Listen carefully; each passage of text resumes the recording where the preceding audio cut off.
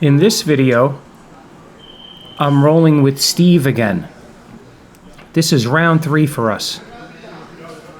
I think we've had 2 no-gi rounds, and this is another no-gi round. I'm not sure. I guess we only come at the same class on Tuesday, and that's no-gi. I train mostly no-gi. So yeah, he's one of the talented black belts at the school. And he just realized, he told me that I have videos going back 7 years. And he's correct about that. I'll talk about that more later. So we're doing a little wrist fighting. He's in the loose half guard. I'm playing my game. I basically want to get behind his left arm.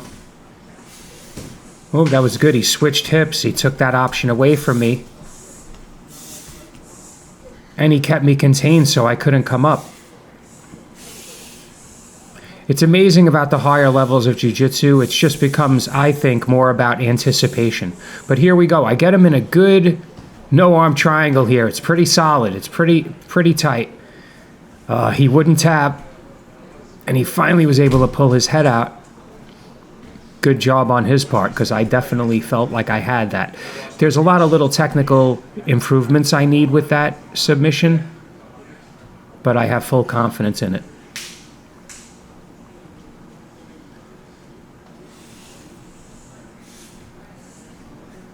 Yeah, I never lay on my back. I want to turn into him if I can. He's keeping my leg hooked.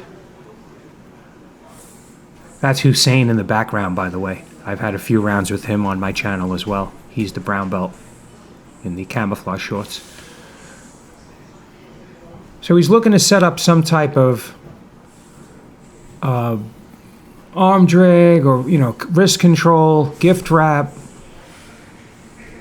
He's got me by the chin. He tried to mount. I just put my leg up when I felt his weight turn. It becomes about sensitivity and anticipation, I feel. When people say you never stop learning, I think that's what they really mean.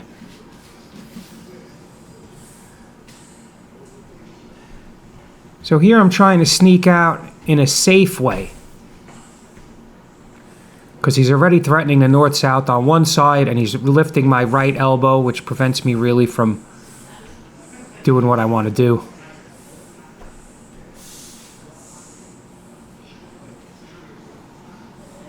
But I know if I just sit up, then the choke is there.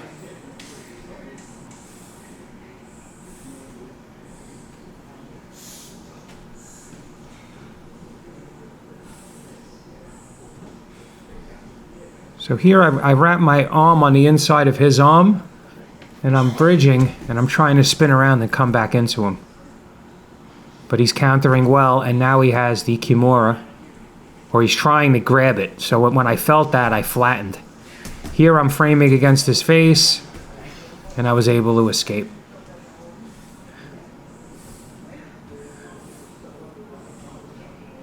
I didn't turn fast enough. It goes to show what kind of mode I'm in. I'm trying not to go crazy. I'm trying to use all controlled movements. So there, when I should have went fast, because I had to, I didn't. And he was able to regain dominant position. And I was able to escape just there. That was pretty much the same escape, frame under the face, and come around. So now I'm looking to pass. I couldn't see my leg. I think I'm in half guard. Yep.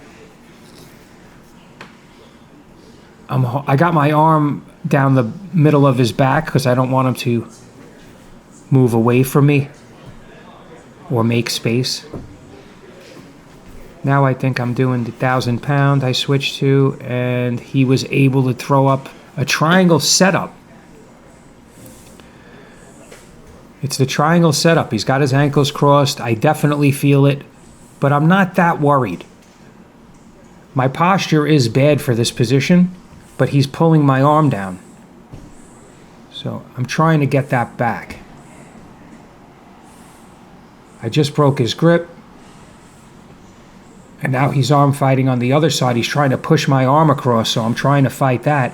So now I finally do a posture move where I'm looking more at the ceiling. I'm literally trying to shake him off with wrist control. I have wrist control and I'm trying to shake him off, and I can't get him off me. I can't see my other arm. I apologize that we went out of frame here.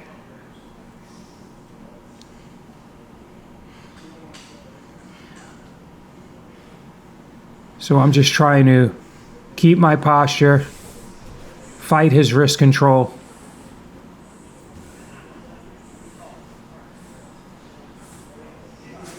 But it's tough. You know, it looks like I'm standing straight up, but I'm not. I'm sitting straight up, but I'm fighting the pull of his legs.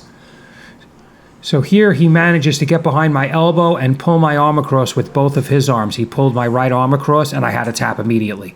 I don't even think the ankles were locked behind my head, but it was tight.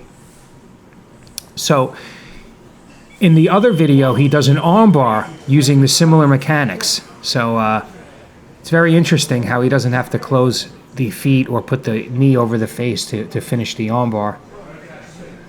So now he's asking me about the no-arm triangle. It piqued his curiosity.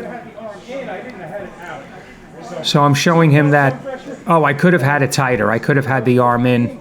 I probably would have had the finish then, because the arm was still on the outside. And he was able to escape. And he's telling me he escaped by turning his head. So these after-session conversations, to me, are the most valuable. And I've been really focusing on them a bit lately. So here I'm showing him, if you want to learn the north-south triangle, there it is. That's the setup. If the guy puts his head near your waist, you put your forearm under his chin, and you prevent him from backing out by having the triangle across the back of his head, your shin across the back of his head. So I'm explaining that some guys tap, dude, and you know, when it comes on all at once.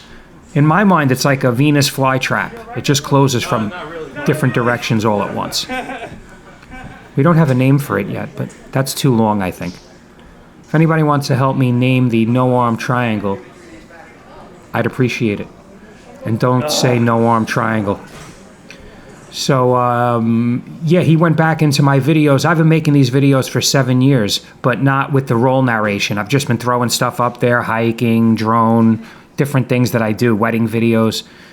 And only in February did I was testing out a microphone and I made a roll narration, and that took off. So I just want to thank everybody for supporting. You guys are all my first subscribers, my first 7,000. Thank you. If you're not a subscriber, please like, share, and subscribe.